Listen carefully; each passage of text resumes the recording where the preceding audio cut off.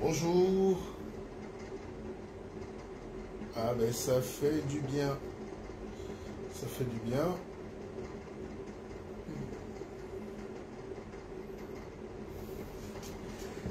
Alors, il y a une écrivaine qui s'appelle Chinua Ngozi, nigérienne, qui a dit un truc magnifique, qu'elle payait ses propres enfants pour lire. Elle payait ses propres enfants pour lire. Wow. Mais dis donc, il pleut à Douala. Bonjour à vous tous, bonjour.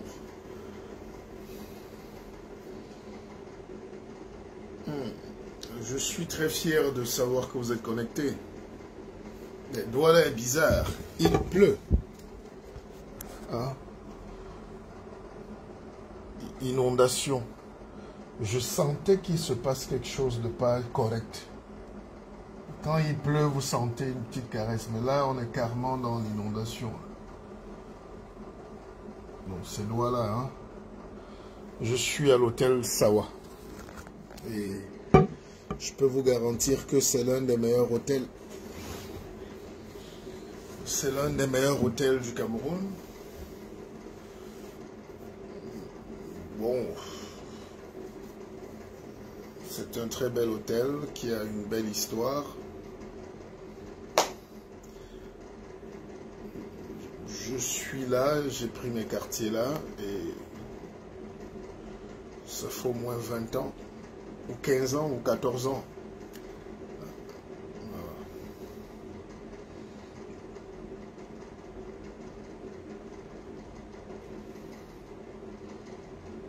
La dame hier m'a rappelé que ça fait 14 ans que je suis client ici. Je lui ai dit, ah bon?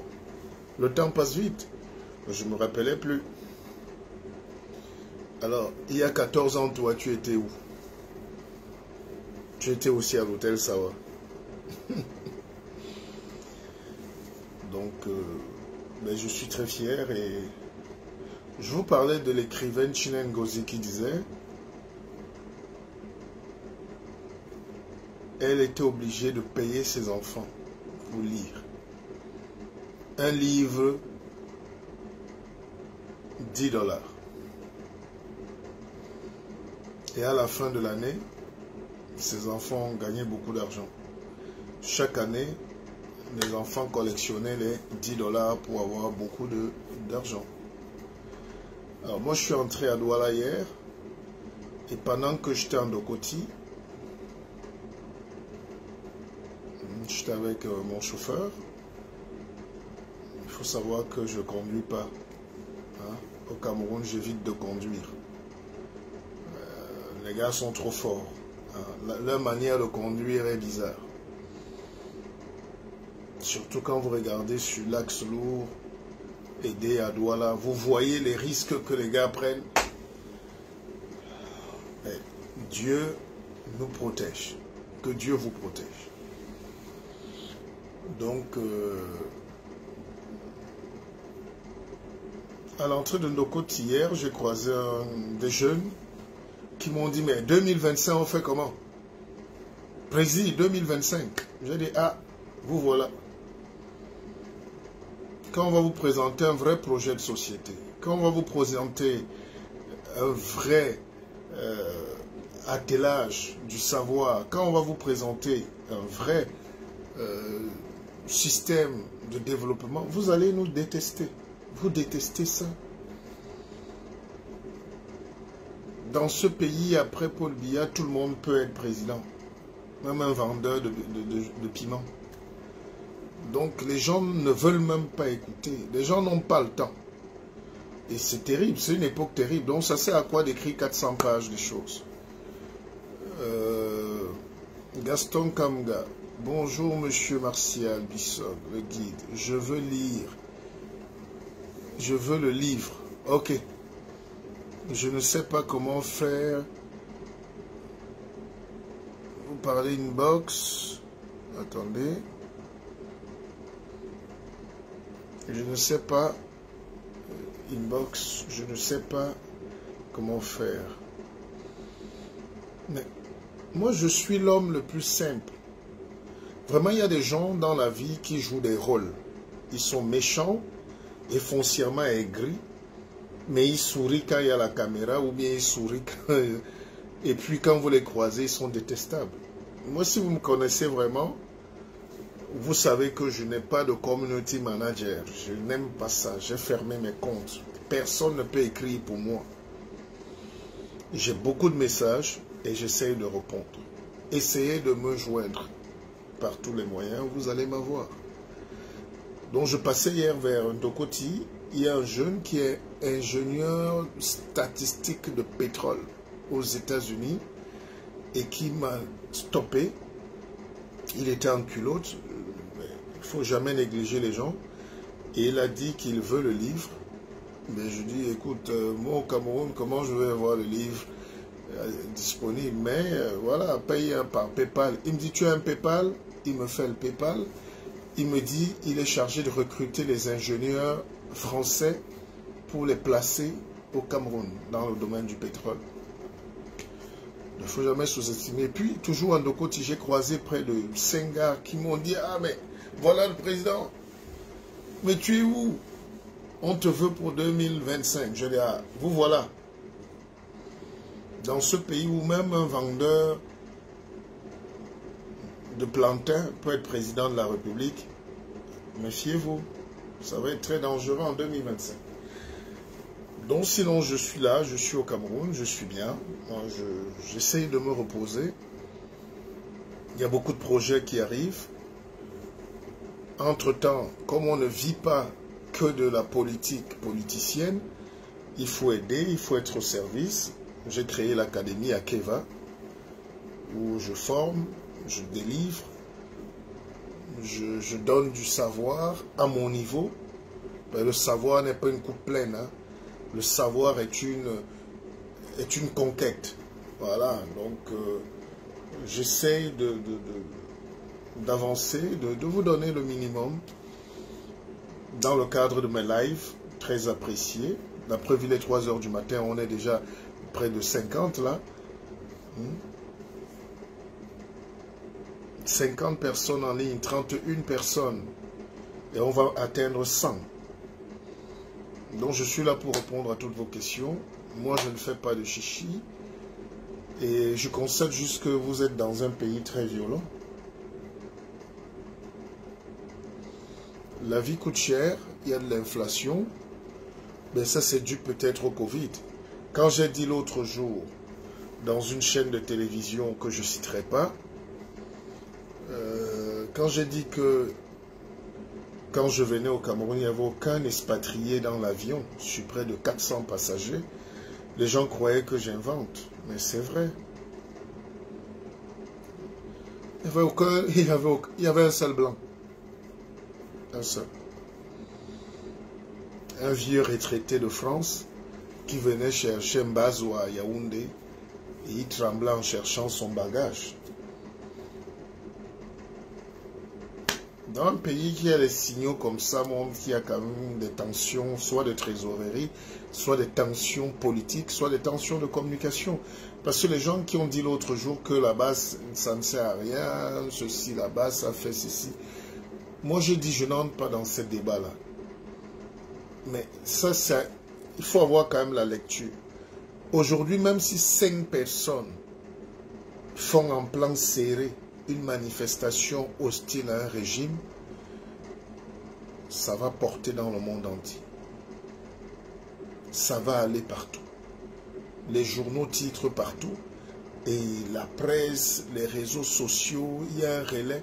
Et à la fin, le pays perd quelque chose. Donc on n'est pas plus fort contre son peuple, même si c'est une infime partie. Et moi, je veux que les choses se calment. Mais vous savez, j'ai compris que les gens, tout le monde veut le sang. Le sous-développement, c'est quand tout le monde veut la guerre.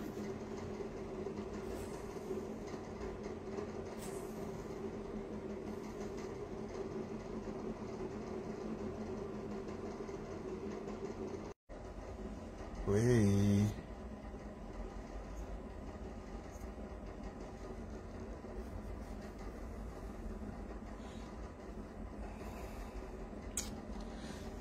Laissez-moi m'allonger. Hein. Ça, c'est pas un live, c'est une Cosette. Vous savez qui s'appelait Cosette?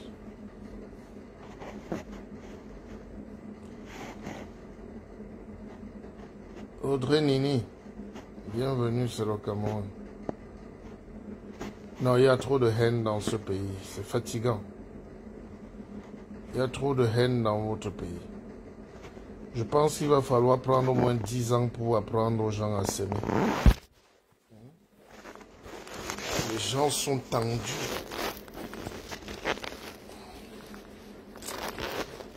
Je suis fatigué. Excusez-moi. Je suis fatigué.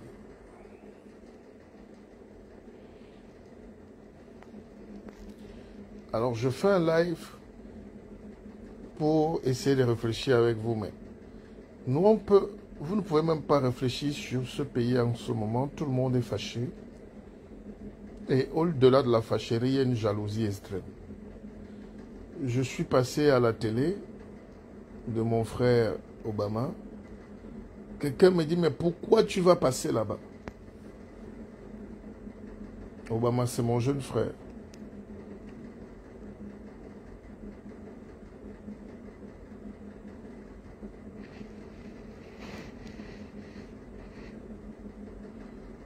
Obama, c'est mon jeune frère. Il m'invite à la télé. Après, lui-même, il me dit qu'il va me recevoir pour une émission. Après, il annule. Donc, Cameroun, tu ne sais jamais ce qui se passe dans la tête des gens. Mais même le simple fait que j'aille là-bas, les gens m'écrivent « Pourquoi tu vas là-bas » Comment vous pouvez interdire à un type comme moi d'aller passer dans un média qui m'invite? J'étais attendu à Equinox. Serge Otto, je sais pas. À 18 h, il m'écrit, il me dit non, il m'invite plus, ça sera la prochaine fois. Mais pourquoi vous invitez les gens et vous annulez? Qui? Et c'est là où tu comprends qu'il y a des médias au Cameroun qui sont carrément ethnofascistes. Sous prétexte de défendre un peuple, ils empêchent à toutes les sensibilités de s'exprimer. Il y a des médias au Cameroun qui sont essentiellement haineux, des promoteurs aigris et haineux. On ne peut pas vivre comme ça. Quelqu'un vous contacte, quelqu'un vous invite, après il y a réunion, on dit ne l'invitez pas. Comme s'il n'y a pas de bons Camerounais, comme s'il y a de plus bons Camerounais que d'autres. Bon, je comprends ce qu'on appelle une ligne éditoriale. Moi, j'enseigne la communication. Alors, les gens te reprochent de passer dans une chaîne où on t'a invité, alors qu'on t'a invité nulle part ailleurs. C'est quand même assez malhonnête. C'est-à-dire, on te condamne. On te dit de ne pas aller passer sur une chaîne de télé. Et sur une autre chaîne de télé, on te dit, là-bas, il ne passe pas ici. Il ne passe pas chez nous. Il y a même dans une chaîne de télé où j'ai formé, où j'ai fait recruter un type, un journaliste là-bas, un petit journaliste qui présente là-bas. Je lui fais juste un message. Il me dit, ah, grand frère, salut et tout. Quand je lui dis que je suis au Cameroun, j'espère qu'on va faire une émission, il ne me répond plus. Il ne me répond plus. Il se cache. J'ai encore son dossier d'emploi, sa demande d'emploi entre les mains.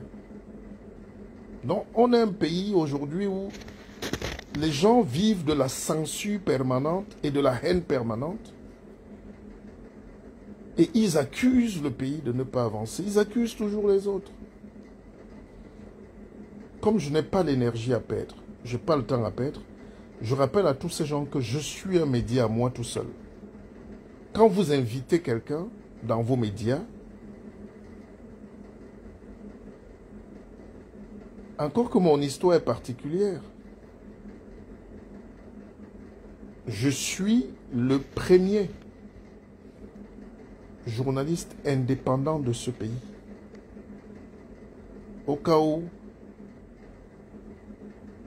vous ne le saviez pas, je suis le premier journaliste.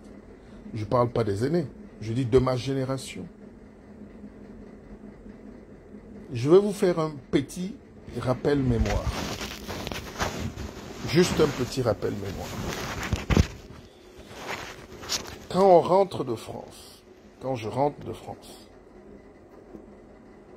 dans les années 2000, non, 1999, ou je sais pas, 2000, le ministre de la Communication à l'époque, c'est Jacques Famendongo.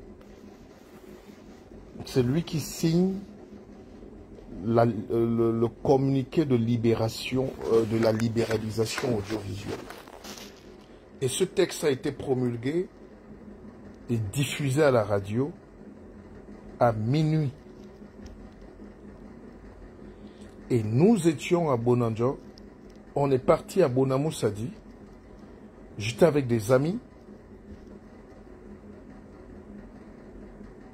on a marché de Bonamoussadi à Akwa, Bonanjo, à la maison de la radio à pied.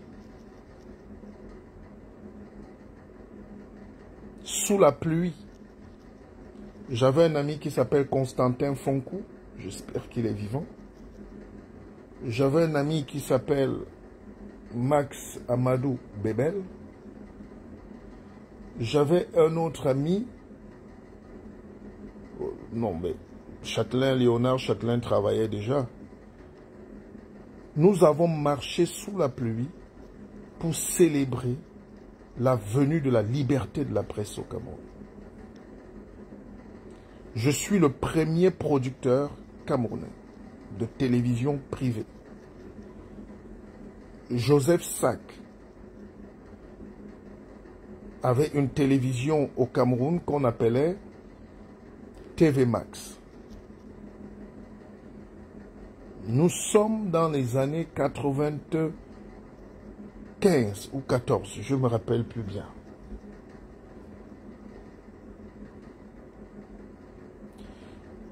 Il m'ouvre les portes. Pas lui personnellement, mais il a son beau-frère qui est franco-camerounais, donc métis. Il s'appelait Kamdem.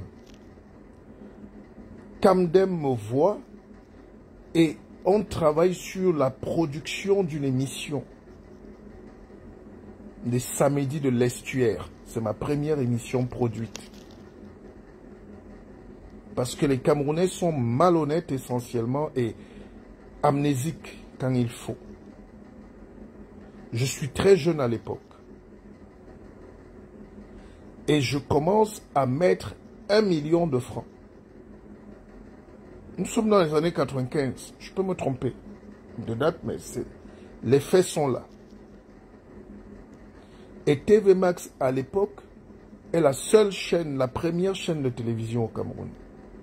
Joseph Sack, c'est l'homme qui a la clinique Sack, où travaillait le docteur Yonggi Massok.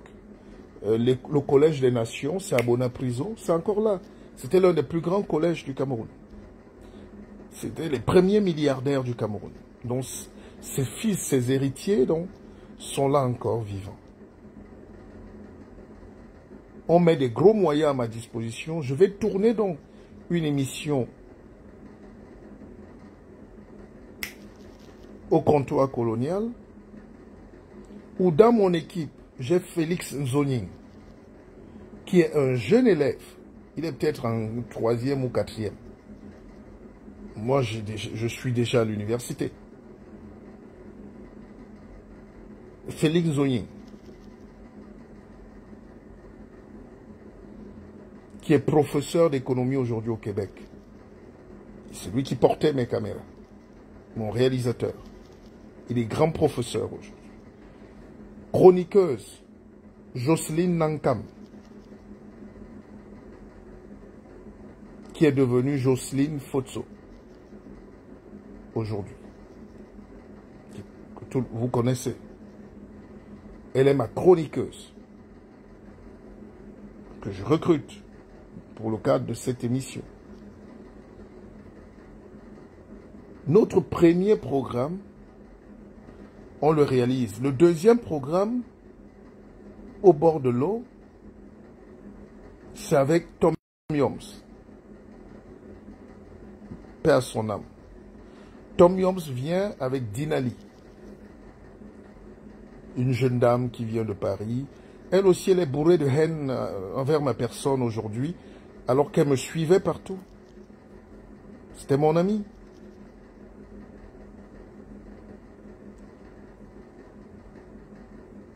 Je ne comprends pas ce pays-là, où tu veux rire avec les gens, tout le monde est tendu, tout le monde, on dit que Paul Biya, mais tout le monde est pire que Biya dans ce pays. Dès que quelqu'un a une position de pouvoir, il faut écraser les gens. Dès que quelqu'un a une position de pouvoir, il faut dominer. Je ne sais pas si ça vient de la colonisation ou de l'esclavage ou de la misère sociale ou de la haine du noir par le noir. Mais moi, je suis un humaniste. Je ne suis pas dans les camps des choses bizarres. Vous n'allez pas m'entraîner dans un camp de tribalistes, de ceci, de sectaristes. Je suis un humanoïde humaniste. Donc c'est comme ça que Tom Yoms est subjugué par le fait que je mette de l'argent. Il me dit, mais qui produit l'émission? Je dis, c'est moi. Avec quel argent? Je dis, grand frère, c'est mon argent. Je me débrouille. J'avais déjà eu le temps d'avoir une boîte de nuit que mon père Ngassa m'avait donnée. Géraldine. Donc, avec mes économies, je suis passé à la production télé. Et c'est là où Tom Yoms me dit, mais un média comme ça peut coûter combien? Je dis, ça coûte cher. Mais par contre, la radio ne coûte pas très cher.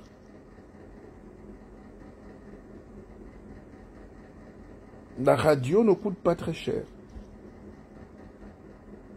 C'est comme ça que naît l'aventure. Et Dinali, sa dame, venait de sortir, enfin, il voulait l'imposer, elle venait de sortir un titre, un tube, qui était pas mal.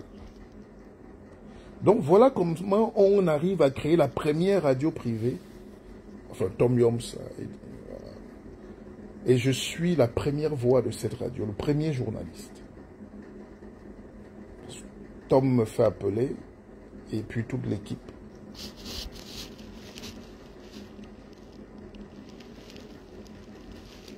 Donc, on ne peut pas se retrouver là aujourd'hui parlant de la com. Pour les autres équinoxes, je ne veux pas entrer dans les détails, mais je constate que le Camerounais est imposteur et veut s'enrichir sur le dos de la misère du Camerounais en disant qu'ils font du journalisme. Ils se construisent des beaux immeubles. Mais ils traitent outrageusement avec la ligne rouge et on appelle ça le journalisme. Moi, je dis, ok, tant pis. Ça va. Mais ne dites pas après que les gens ne veulent pas parler. Ne présentez pas les Camerounais comme s'ils ne savent pas qui vous êtes. On sait qui vous finance dans le gouvernement. On sait d'où vous prenez l'argent. On sait. Et comme ces gens-là ont peur, ils ne vont pas t'inviter, mais ils sont les premiers à vouloir réduire ton espace. Merci Zuckerberg de nous avoir donné Facebook. Parce qu'avec Facebook, je suis moi-même un média très puissant. Je fais mes lives et ça touche le monde entier. Vos télés en carton, je respecte, mais ne venez pas donner de leçons de journalisme aux gens qui ont créé ce métier. Ça, je n'accepte pas. Je n'accepte pas l'imposture. Deuxième chose maintenant. Les gens vous attaquent sur des sujets. Oui, tu ne prends pas position. On parle de la basse. Moi, je dis aux gens, et c'est bizarre, mon extrait, personne ne prend mon extrait sur le net. Même les gens qui ont la chaîne ne diffusent pas mes extraits. C'est pour ça que quand on vous dit que le Cameroun est un pays de haine, je vais dans des pays où on m'ouvre la chaîne nationale. On me consacre des émissions. Je suis l'un des conférenciers francophones les plus suivis aujourd'hui dans le monde. Je suis un coach de patron, de manager, un coach d'entrepreneur. La preuve, je viens de finir une séance, je ne dors jamais, je travaille. Je viens de lire un livre qui est volumineux, près de 400 pages. Et c'est ce savoir-là que je partage avec vous et gratuitement. Qui peut faire ça? Tous ceux qui viennent sur Facebook ont quelque chose à vendre, mais ils n'ont rien à donner. Moi, je vends et je donne, je forme et j'enseigne, je transforme. Alors, si vous voulez vous développer demain, il faut apprendre à désapprendre. Il faut apprendre à fuir les dogmes, à fuir ceux qui vous maintiennent dans la misère, à ceux qui vous conditionnent l'esprit par l'étroitesse de la pensée. Et ça, les gens n'aiment pas un discours de paix. J'étais dans cette télévision-là ce dimanche, où on me pose un sujet sur la basse association terroriste. Moi, je leur dis, écoutez, j'ai assisté, je leur raconte une histoire simple. Je dis en Belgique, il y a une bagarre qui éclate entre les Flamands et les Wallons. La police arrive et dit Flamands d'un côté, Wallons de l'autre côté. Et puis les gens qui sont là, qui sont au milieu, se lèvent et disent, et nous les Belges alors. Donc je reprends l'histoire en disant, quand tu arrives au Cameroun, tout le débat c'est les peuples Kang de ce côté, peuple Bamileke de l'autre côté. Pourquoi vous voulez qu'on choisisse? Et nous les Camerounais alors? Nous les Camerounais, nous tous Camerounais, nous sommes, on va nous mettre où? Alors les gens ne veulent pas qu'il y ait un débat profond sur la liberté, sur le vivre ensemble. Parce que le tribalisme est une industrie. Ils vivent de ça. S'il n'y a plus de tribalisme, il n'y a plus de télévision, de 1000 collines qui se préparent. S'il n'y a pas de tribalisme, il n'y a pas de parti politique. Personne ne sera plus député dans son village.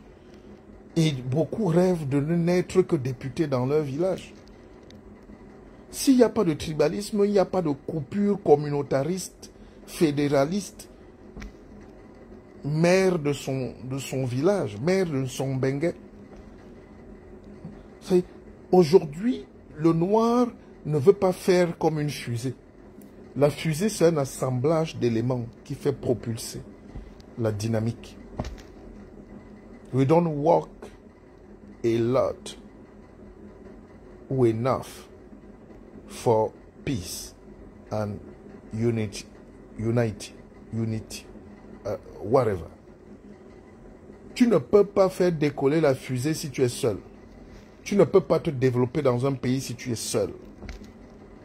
Quand vous circulez encore aujourd'hui, vous regardez, j'ai vu sur l'axe lourd une société coloniale, Razel, qui bouche les trous. Elle ne repart pas. Elle ne construit pas une route. Elle bouche les trous. Ça veut dire qu'il n'y a aucun Camerounais en 2021 qui est capable de boucher les trous sur une route. Les gens ne voient pas ça. C'est le tribalisme. C'est fédération 10 millions de nordistes. Oh, peuple Bamileke a fait ceci. Oh, peuple Betty. Oh, peuple... Et nous, les Camerounais, alors? Nous, les Camerounais, alors? Ça fait pitié. Ça fait pitié. Moi, je n'ai pas envie d'être populaire. Je ne veux même pas les vues. Mais je suis déçu par la petitesse du débat politique. Et quand nous, on veut entrer en politique, les gens nous ferment les portes. Alors, pour éliminer ma candidature en 2018, on a donné 500 millions à quelqu'un. Un jeune, 500 millions. Pour le fabriquer de toutes pièces.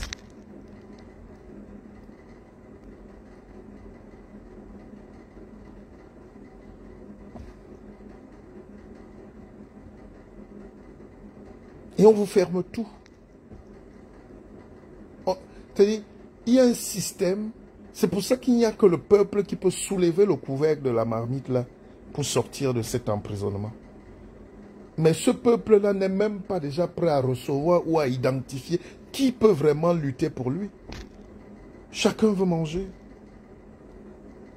Si j'ai commencé il y a plus de 25 ans à perdre des millions pour donner du plaisir, pour développer, vous croyez que c'est aujourd'hui que je cherche l'argent pour me faire la politique? Il y a des gens qui sont nés pour faire de la politique. C'est un sacerdoce. Il y a des opportunistes qu'on voit. Ils puent à distance. Ils sont fuyants. Ils n'ont rien à proposer. Non, c'est pas lui. C'est pas lui forcément. Je ne sais pas qui vous appelez Kérosène. Mais il ne faut pas mettre ça dans le cadre de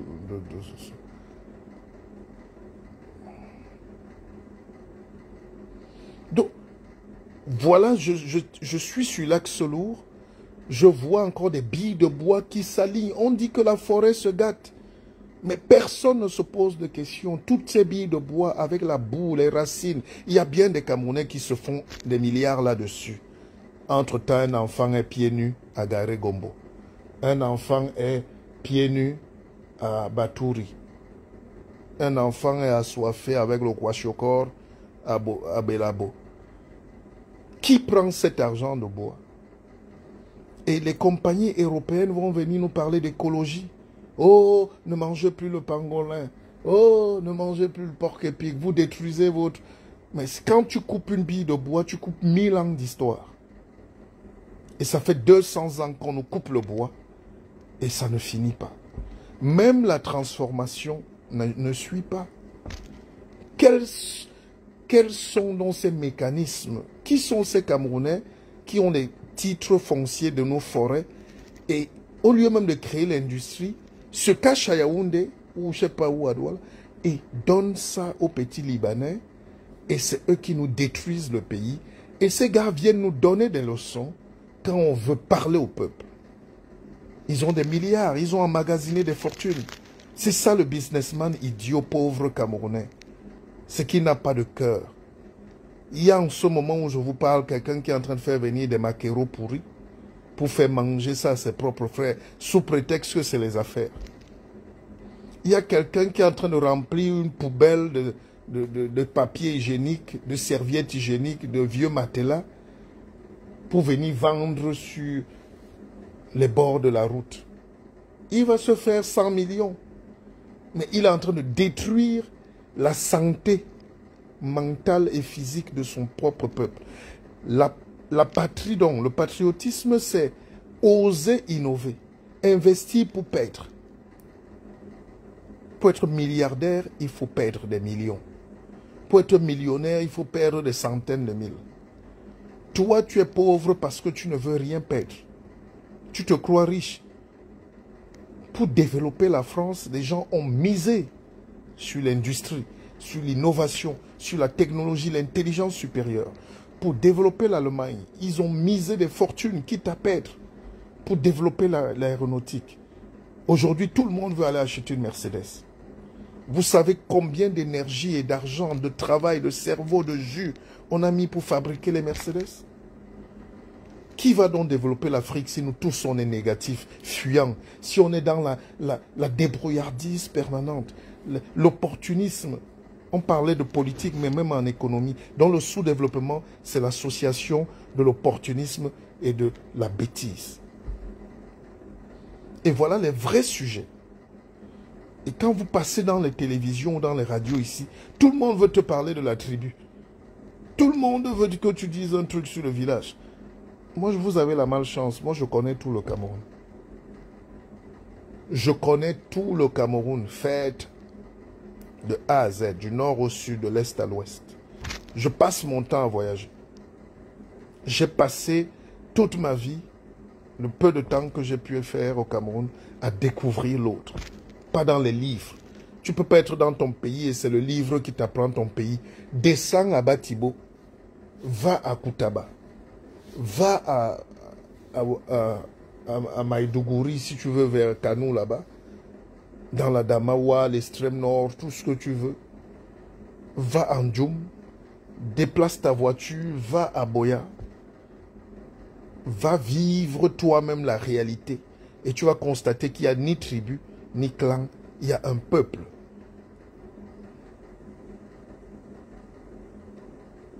Donc, voilà donc un pays où il n'y a plus de leadership, où il n'y a personne qui peut parler de cette conscience, mais les gens veulent nous enfermer dans des petits débats. Tout à l'heure, d'ailleurs, je vais vous laisser peut-être, tout à l'heure à 6 heures, je suis invité dans une radio. Quand je regarde les thèmes, à vrai dire, ça ne m'intéresse pas. C'est parce que c'est mon frère, Sam Séverin Ango, qui m'invite là-bas, dans cette radio. Je vais aller découvrir. Je lui dis merci. Donc si Equinox a peur de m'inviter, il y a des chaînes de télé partout. Il y a des radios partout qui sont ouvertes et ça ne me gêne pas.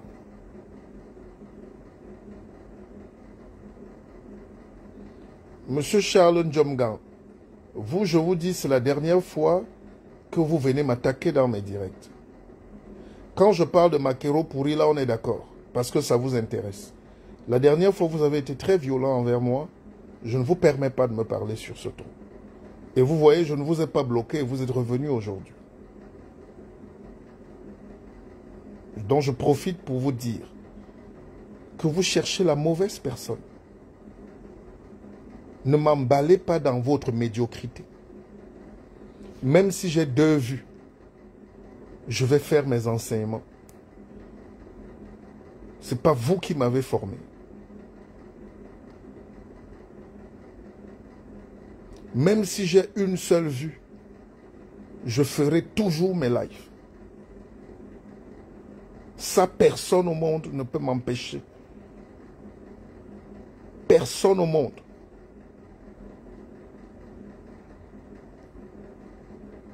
Donc, je profite pour lancer. Parce qu'au Cameroun, voyez-vous, les gens sont en train de préparer l'idée de la guerre. Si on vous donne la guerre, vous pouvez la faire. Parce que quand on est là, on essaie de développer l'intelligence. Il y a toujours quelqu'un derrière qui veut minimiser votre travail. Il veut démontrer que vous ne valez rien. Il veut démontrer que vous êtes ceci. On veut vous étiqueter. Quelqu'un m'a écrit hier, on ne voit que le peuple et le guide quand il faut bien s'habiller. Il vient nous montrer ses habits à la télé. Non, Charles Njomgan, maintenant vous dites beaucoup de respect, mais pourquoi vous êtes méchant? Est-ce que je vous connais, mon frère?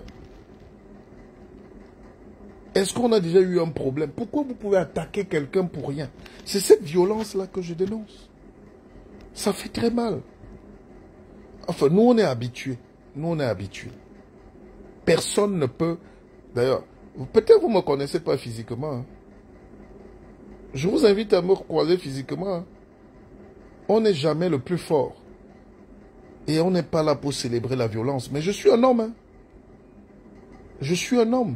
C'est-à-dire, je suis un homme. Quand vous voyez quelqu'un comme moi qui est prêt à 3 heures du matin, il ne faut pas venir vous amuser avec lui. Je suis un homme dans son entièreté.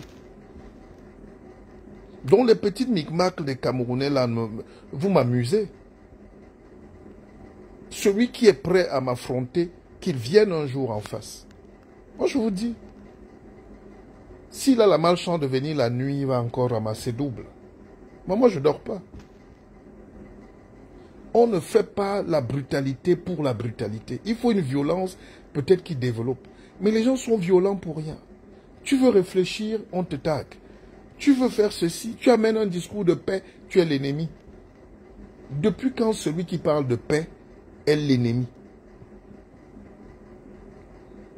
Et les mêmes disent, vous allez donc à l'église des Blancs, pourquoi? Pourquoi vous êtes chrétien alors? Ou je ne sais pas quoi, ou catholique ou quoi? Pourquoi vous êtes là? Jésus-Christ, la Bible, c'est le parcours de Jésus. Avant sa venue au monde, après sa venue au monde. Ancien, Nouveau Testament. Et toute la Bible, c'est les enseignements. La Bible, c'est 33 savants qui ont écrit. Parce que l'homme sur lequel on écrit ou pour lequel on écrit, même votre Jésus, n'était même pas...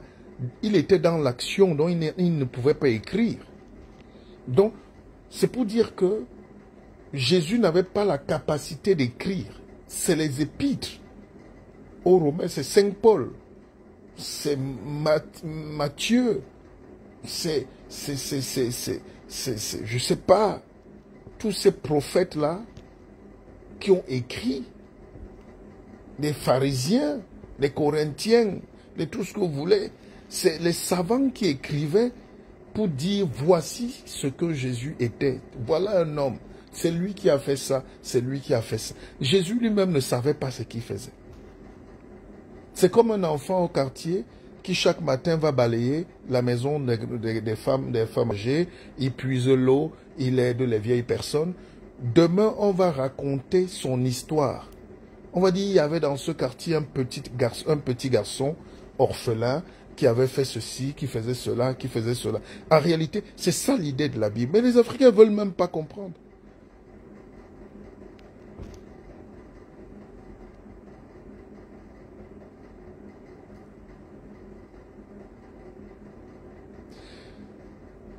Vous ne voulez pas comprendre. Faisons donc la guerre et puis on va voir. Moi, je ne sais pas.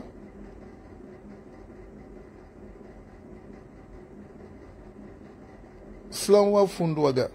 Oui, mais nous, on a passé le temps à enrichir ces gens-là qui ont construit leur maison aujourd'hui à Douala, Yaoundé, partout. Et ils n'ont jamais rien donné pour ceux qui travaillaient pour eux. C'est ça le nègre égoïste. Et vous allez accuser les Blancs? Vous savez, deuxième chose, moi je passe sur les plateaux télé là, quelqu'un écrit journaliste politique. Monsieur, j'ai un doctorat. On te met en face des gens et on leur donne des titres, comme s'ils te dépassent. Donc pour te rabaisser. Moi ça me fait rire. Moi c'est la production intellectuelle et scientifique et mondialement reconnue. J'écris des livres partout, traduits en 5 langues. Dans les grandes universités de ce monde, on m'étudie, on me lit, on questionne mes travaux. Et vous êtes parfois en face des gens qui ne proposent pas.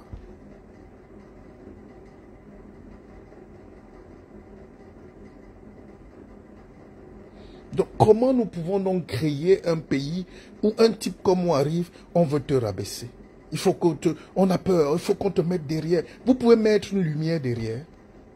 Est-ce qu'on peut mettre une lumière derrière? Quelqu'un a de la peine à admettre que je suis un enseignant. On fabrique leurs professeurs, leurs docteurs, leurs gens du quartier. On refuse quelqu'un qui est mondialement, scientifiquement connu. On veut te rabaisser. Moi, je ne réponds pas. Parce que ça me fait rire.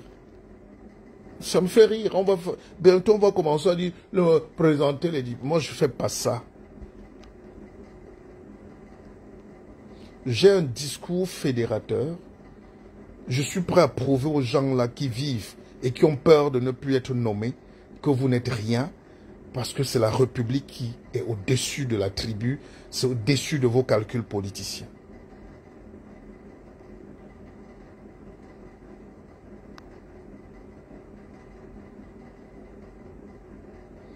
On arrive dans des pays où on nous ouvre les télévisions nationales. Tu arrives dans ton pays, tout le monde est fermé. Tout le monde est haineux. Quelqu'un me disait l'autre jour, tu sais, les Camerounais sont très intelligents. Je dis oui, peut-être c'est l'intelligence là qui vous dérange. Vous croyez être intelligent, mais en réalité, vous êtes des crabes pour vous-même. Vous vous fermez les portes. Citez-moi un Camerounais qui vous ouvre les portes. Tout le monde ferme la porte à tout le monde. Et après, vous vous plaignez que Biya est là depuis 40 ans. Il va être là pendant même 100 ans. Dès que tu arrives, on sourit, mais on te ferme la porte. Ils ne veulent même pas que le peuple bénéficie de l'intelligence. On reçoit les mêmes personnes à la télévision. On reçoit les mêmes personnes dans les radios. Ils viennent dire les mêmes choses. Ils viennent s'engueuler. Ils viennent s'insulter. On n'ouvre pas la chance aux talents qui sont cachés. Vous savez, quand moi j'ai produit des émissions politiques ici, je ne veux pas qu'on me dise merci. Je ne veux même pas que quelqu'un me remercie. Je suis venu au Cameroun il y a 10 ans faire ce que j'avais à faire. Et dès que j'ai fini, je suis parti. Quand j'ai créé les plateaux télé politiques ici, la plupart des gens qui braillent là aujourd'hui, personne ne les connaissait. Je suis parfois allé les chercher en culotte au quartier. À certains, j'ai même donné des amis.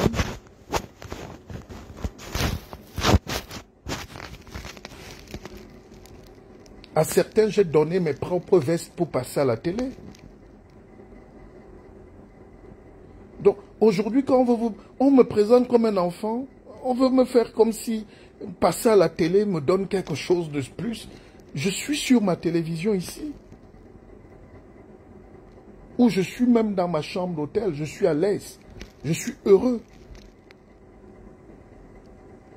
Donc la télévision ne sert à rien aujourd'hui si c'est pour ne pas donner la chance à la jeunesse, aux lumières, aux penseurs, à ceux qui réfléchissent différemment, à ceux qui apportent du nouveau. Vous ne pouvez pas faire la télé avec la même chose, la même chose, la même chose, la même chose. Et vous voulez que les gens... Et les gens, vous croyez que vous êtes connus, on ne vous regarde pas. Même l'expertise, moi j'ai vu, j'ai travaillé sur des médias en France. J'ai travaillé sur des médias en Allemagne, à Radio Multiculti à Berlin, à la ZDF. J'ai vu comment les Blancs font la télé. Je sais comment, ce qu'on met sur un plateau. Je sais comment on organise une télé. Je sais fabriquer la télévision. S'il y a un spécialiste de la télévision au Cameroun, j'en suis un. Pas fabriqué, je dis j'en suis un. Alors, quand on arrive dans nos pays là, les gens ne veulent même pas apprendre. La pauvreté, c'est le refus d'apprendre. Moi, j'apprends tous les jours. Je suis en train même d'écrire là, en même temps j'apprends, je lis.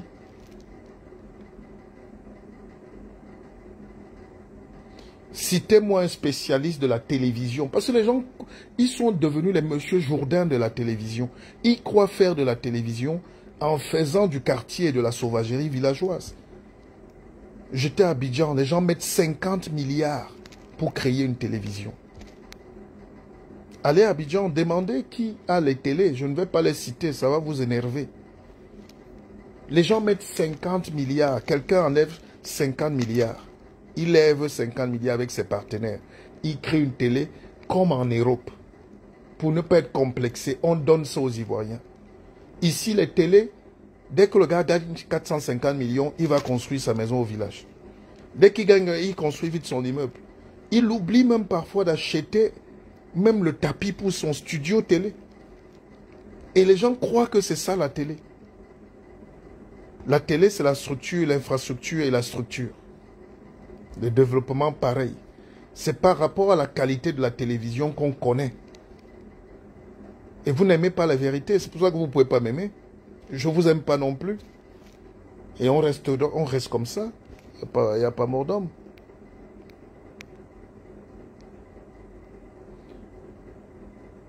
Mais je ne parle même pas de laideur. Je ne veux pas insulter les gens. Moi, je ne suis pas un fondant. Mais je dis que les Camerounais regardent quand même les autres chaînes. Et vous voulez battre Bolloré? Regardez Canal+. Je disais à un ami hier que mais vraiment on a honte pour ce pays. Les gens préfèrent leur bonheur personnel au bonheur du peuple. Commencez par donner le bonheur au peuple et on vous donnera des honneurs. Et le pays va avancer. Mais chaque Camerounais, il préfère bien construire sa maison, faire un long mur, rester enfermé là-dedans, ne pas profiter de la vue, de la beauté, mais il est prêt au bureau à ne même pas acheter une photocopieuse. La télévision est le reflet du niveau du développement d'un pays. La radio aussi. On te dit quelqu'un est milliardaire, tu as dans sa télé, tu vois avec le contreplaqué pourri. Regardez, Bolloré, avec l'argent qu'il prend en Afrique, il crée Canal+. C'est le bouquet qui domine toute l'Afrique francophone. Quand vous êtes sur cette télévision Canal+, vous ne voyez pas que c'est beau? Tous les Camerounais disent qu'ils détestent la France. Mais dès que tu leur coupes Canal+, ils se mettent à pleurer. Parce que c'est beau. Le beau, le bon, le bien. Non, je ne veux même pas laisser ces équinoxes-là et tout ça là. Je n'ai pas de problème avec ces gens. Si vous connaissez même l'histoire, vous serez surpris de savoir que je suis à la base de la création. J'ai mis mon énergie, ma spiritualité, mon argent. J'ai fait entrer des millions dans cette boîte. Normalement, dans un pays sérieux, je serais actionnaire. Parce que c'est nous qui avons commencé le projet. Mais je ne suis pas aigri, je ne suis pas jaloux. Mais ça, vous devez le savoir. Je ne fais pas mon live pour me plaindre. Non, non. On cause. Il ne faut pas venir étiqueter mon live. Je ne suis pas un pleurnichard. Je suis un cogneur, moi. Quand tout le monde m'a fermé la porte, j'ai cassé toutes ces portes-là pour avancer. Et c'est pour ça que je suis coach, conférencier, mondialement reconnu. Je ne verse pas dans la gadoue, les enfants. Je ne suis même pas dans l'arrogance. Je suis juste en train de dire que je ne veux pas qu'on me catalogue ou qu'on me réduise à une petite pensée de quelqu'un. Personne. grâce à Zuckerberg aujourd'hui, que j'embrasse, il vous permet de vous libérer de ces gens ethnofascistes qui voulaient enfermer la pensée dans leur petite boîte.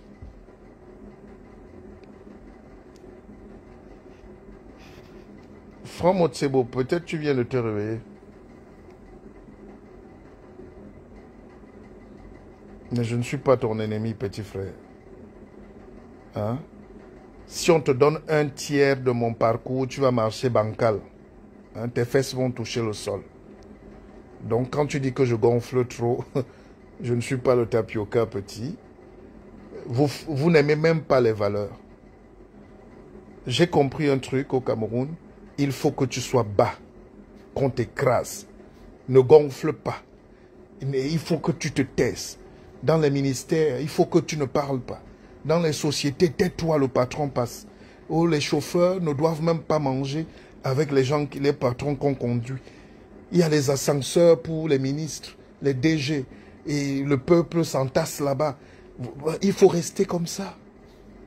Ne gonflez pas, s'il vous plaît. Restez comme ça. Mais si toi, tu ne gonfles pas, ça te gêne que l'autre gonfle. Gonfler, ça veut dire évoluer. Le beignet que vous mangez là le matin, au départ, c'est la farine avec l'eau. On tape, on met un peu de sucre, mais il faut la levure pour faire gonfler, pour que tu manges le beignet. Si on ne met pas la levure dans la farine, tu n'as pas le beignet. Donc il faut gonfler dans la vie, c'est-à-dire il faut progresser, petit. Tu ne peux pas faire ça avec moi. Je suis un enseignant de très haute qualité, petit. Il ne faut pas venir faire ça. Maxi Lopez, tu étais venu à Brest. J'ai voulu te rencontrer. Tu n'as pas répondu à mon... Quoi? Tu n'as pas répondu à mon appel. Je m'excuse, Ico. Thierry dit faux. Nous n'aimons pas les valeurs dans ce pays. Toujours en train de critiquer. Tu peux même gonfler. Mais monsieur, je gonfle quelqu'un, c'est déjà son problème. Quelqu'un a écrit hier, pendant que je suis en train de développer sur la paix au Cameroun, quelqu'un a écrit que je viens là bien m'habiller. Quand un peuple descend à ce niveau, ça veut dire qu'il admet qu'on vienne à la télévision mal habillé.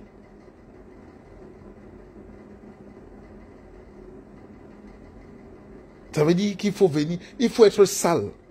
Vos héros, c'est quoi? C'est Dieudonné et Somba. Parce qu'il vient à la télé comme après avoir bu 10 bières. Ça se voit sur son visage. Vos héros, c'est les gens qui viennent crier. Il y a un professeur qui bave. Mal attaché la cravate. La veste penche comme tu sens qu'il a dormi peut-être dans une gargote. Mais pourquoi vous voulez donc le développement si vous êtes bien dans la poubelle? Pourquoi vous voulez le développement si quand quelqu'un essaye d'être propre, il vous énerve? Vous êtes incohérents. Restons comme nous sommes, comme au village. Restons comme nous sommes. Voilà nos télés qui n'ont même pas de lumière, d'éclairage, comme si on est au Moyen-Âge. Et on dit qu'ils sont bons. Oh, restons comme ça. Assurons-nous même sur les canapés. Hein? Assurons-nous sur les bambous. Non. Les gens ont inventé un métier. Il y a des canons du métier. Vous continuez d'encourager les influenceurs qui ne savent même pas lire leur nom, ni écrire. Parce que vous aimez la médiocrité. Un peuple qui tire tout vers le bas ne peut pas se développer. Pourquoi vous vous plaignez? Je demande, hein, pourquoi les Camerounais se plaignent? De quoi se plaignent-ils? Puisqu'ils sont contents quand on coupe la lumière. Ils sont même contents de tuer leur propre lumière. Vos propres génies. Si tu restes au Cameroun, un an, on va te détruire le cerveau. Oh, tu gonfles trop. Oh, tais-toi. Oh, fais pas ci. Va pas là-bas. Pourquoi tu es allé là-bas? Je vous raconte une petite histoire. Je suis invité dans une radio ou une télé. Et le gars me dit, mais pourquoi tu es passé chez l'autre? Je dis, toi-même, tu étais passé là-bas chez lui. C'est comme quelqu'un qui a été ministre et il veut t'empêcher d'être ministre. Parce que lui, il n'est plus d'accord. C'est ouvert pour tous les citoyens. Quel que soit le système qui arrive, quand tu as des compétences, on te dit, va être ministre, tu essayes de faire ta part. Donc le Camerounais est essentiellement aigri, méchant et jaloux. Pourquoi tu vas chez l'autre? Lui-même, il ne te dit pas qu'il était là-bas. Le gars me dit, pourquoi tu vas passer à la télé d'Obama? Je dis, mais toi-même, il t'a reçu. Je dis, mais toi-même, tu étais là-bas.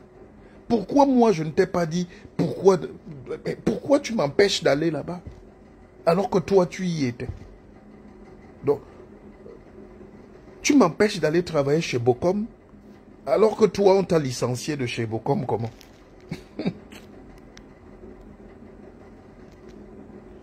Je crois que les BAM célébrations ont un gros problème pour changer depuis l'époque de Nyobé Moumi. Je vous jure, ici à l'hôtel, il y a toutes les tribus du Cameroun. Qui parle de tribus? Vous voyez? Oh, il y a toujours les tribus. La pauvreté spirituelle entraîne la médiocrité, la haine et la jalousie. On est dans un truc où vous ne célébrez pas l'excellence. Mais comment vous rêvez donc que Kylian Mbappé vienne jouer pour un pays où s'il arrive, on va le mettre au banc? Vous savez ce qui me fait peur au Cameroun? Je vois des jeunes. J'étais l'autre jour dans un café où Kylian, il y avait un match là, peut-être c'est la rediffusion. Les jeunes voient Kylian Mbappé. Kylian Mbappé amorti, dribble, il tire, il marque. Les gars se... Ah, dis donc, il est trop vantard. Je dis, quoi? Ah, il est vantard. Je dis, mais c'est incroyable. Si dans ce monde, vous êtes jeune comme Kylian Mbappé, il a 22 ans à peine. Le gars vient de marquer un but. Parce qu'il vient célébrer son but en sautant, vous dites qu'il est vantard. Au lieu de se dire que c'est une valeur, est-ce qu'on peut être comme lui demain? Est-ce qu'on peut l'imiter? Est-ce qu'on peut encourager? Quelqu'un commence à détester Kylian Mbappé parce qu'il a marqué le but. Vous comprenez donc à quel niveau est le pays? Moi, j'ai un enfant comme Kylian Mbappé, je dis Dieu existe. C'est un agrégat de bonheur.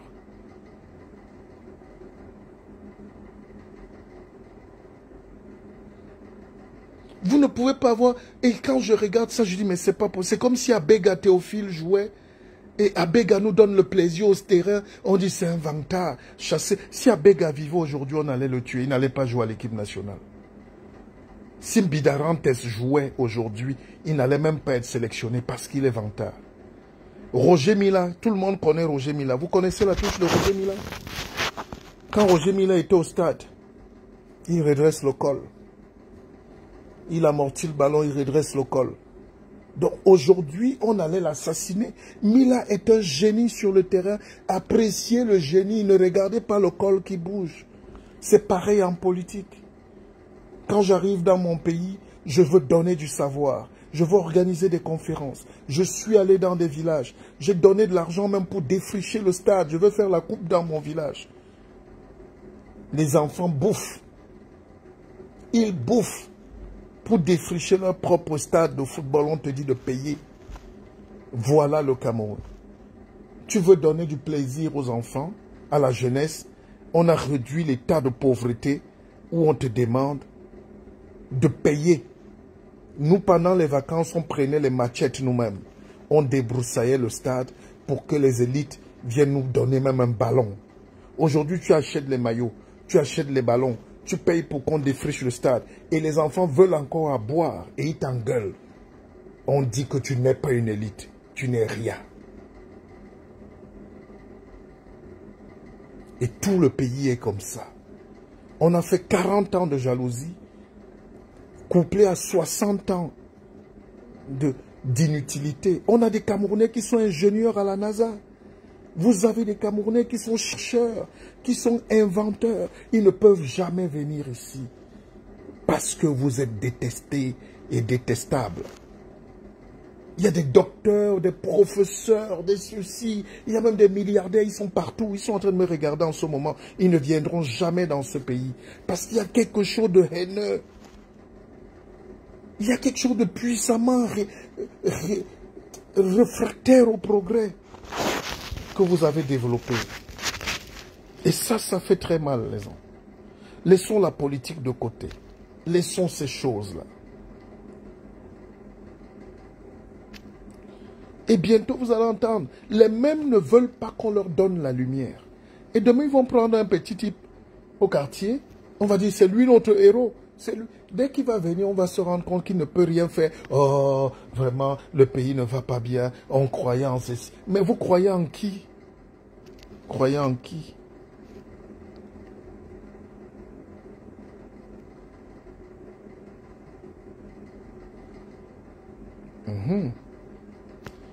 Ce pays, il faut absolument remettre aux nordistes. Mvondo Samuel, tu ne t'appelles pas Mvondo. Hein? Donne ton vrai nom. Donne ton vrai nom, parce qu'un Mvondo ne parle pas comme ça.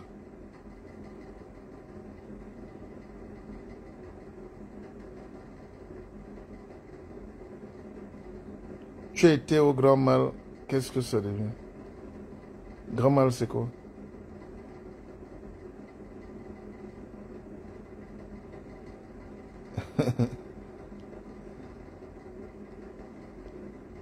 Donc, je vous dis, chers frères et sœurs, je suis très heureux d'être là. N'abandonnons pas ce peuple. Et essayons encore. Essayons. Un pays, c'est une construction mentale. Je vais le dire, ça va énerver ceux qui cotisent pour acheter les armes pour lutter contre leur propre pays. Mais je vais vous dire la vérité. Aucun pays n'a jamais gagné l'indépendance fondamentale par les armes. On se développe par la pensée, l'intelligence. On se développe par le savoir qu'on donne au peuple, la nourriture spirituelle. Et ça, beaucoup de gens empêchent qu'on vous donne ce savoir. Parce qu'ils veulent vous maintenir dans la boîte de la misère. Et comme ça, eux, ils gagnent des marchés. Eux, ils sont ministres. Et ils sont députés. Ils sont directeurs. Ils sont tout ce que vous voulez. Ils sont chefs de quartier. Ils sont super maires. Et ils profitent. Ils ont leur poste. Ils préservent leur poste. Ne vous gênez pas, ils préservent leur poste. C'est le peuple qui souffre en bas et il est manipulé parce que manipulable. Et quand on vient vous dire ça, vous comprenez donc qu'on ne peut pas être... on ne sera pas vos amis. On ne sera ni vos amis, ni leurs amis. Mais on aura la conscience libre et libérée. Vous voyez comment je marche au Cameroun, non? Je ne suis pas arrogant, mais je suis libre.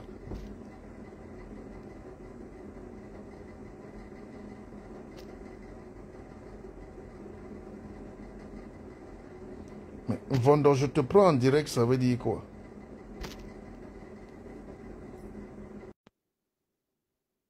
Vendor, est-ce que tu m'ajoutes les mégas?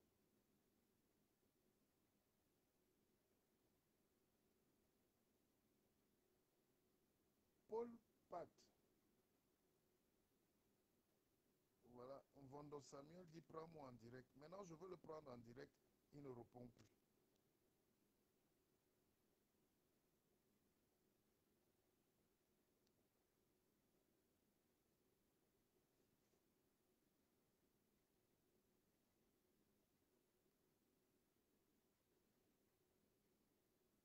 Laissez les gens faire leur vie. Laissez les gens faire leur carrière. Mais la vérité... Allez, bonne journée à vous. Moi, je dois faire ma méditation et mon sport. Je vais aller marcher. Et les Camerounais ne veulent pas apprendre. Vous savez, l'Africain ne sait pas que pour que les autres se développent, bon, il pleut encore, donc je ne peux pas sortir. Mais je vais essayer quand même parce que voilà, la pluie est finie. Donc je vais aller sortir.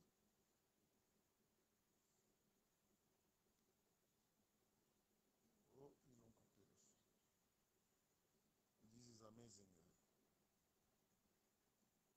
Mais c'est pas moi. Regardez comment il fait beau. L'autre jour, je fais un post. Je dis le Cameroun est un pays paradisiaque. Ne le transformons pas en enfer. Certains s'arrêtent au niveau du paradis. Bon, allez, à tout à l'heure. Je vous aime.